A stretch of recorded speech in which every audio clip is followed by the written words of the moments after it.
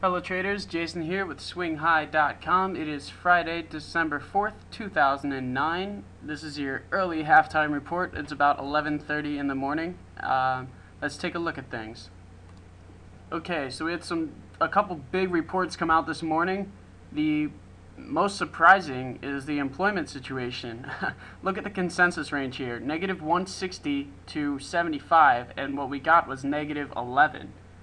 That is a hugely positive surprise, and the actual unemployment rate dropped to 10%, which, I mean, 10% is still a huge number, but it dropped from 10.2, which is nice to see. So that's good. And then we also had factory orders come in line with expectations, so no positive surprise there. And what we're looking at here is just the Bloomberg economic calendar. It's a really good resource for any trader. Even if you don't trade the news, it's nice to know some of the big reports that come out. So here we are on SPY. Let's get a 15-minute chart. And so there you have it. We had a nice sell-off yesterday going into the close, and then today we gapped up big time, right back into the right above the 111.50 area, and pretty quickly in the session, within the first half hour, we put in new highs for 2009. So that's 3 days in a row that we've made new highs. Here you can see new highs for 2009, new highs for 2009, new highs for 2009. So that's nice to see for the bulls. So we came up here, found resistance at the previous highs, which makes sense right there, and turned around, made a, I guess you could call this whole thing is sort of a symmetrical triangle. It's not a very pretty one though, but at the same time, this is a bull flag or a bull pullback, pending a bounce off of this support line at the 111.50, 111.55 area.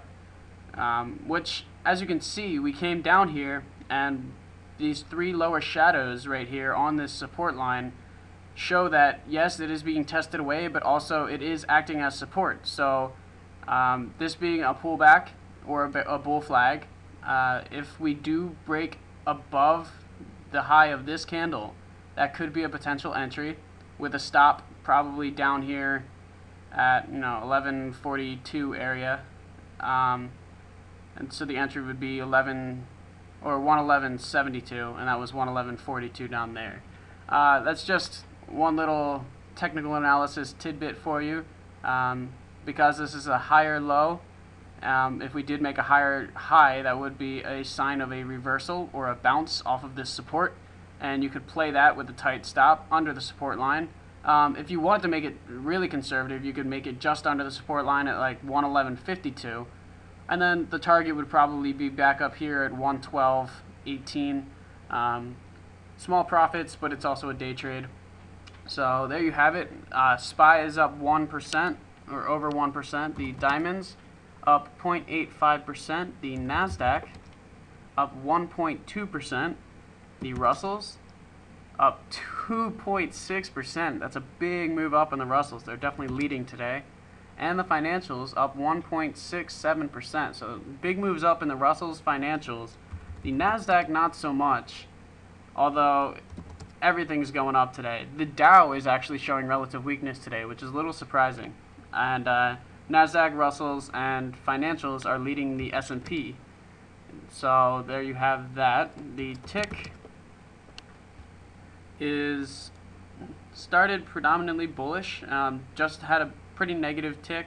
Nothing too drastic though, and for the most part we're holding up in bullish territory on the tick.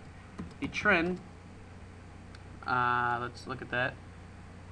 The trend was actually quite bearish to start the day, which is surprising, and came back down into the bullish range, which makes sense. Let's look at the trend Q just because that reading is so surprising. Trend Q also has a similar story. It's actually still in bearish territory, so that's strange. The VIX selling off nicely, down almost 5%.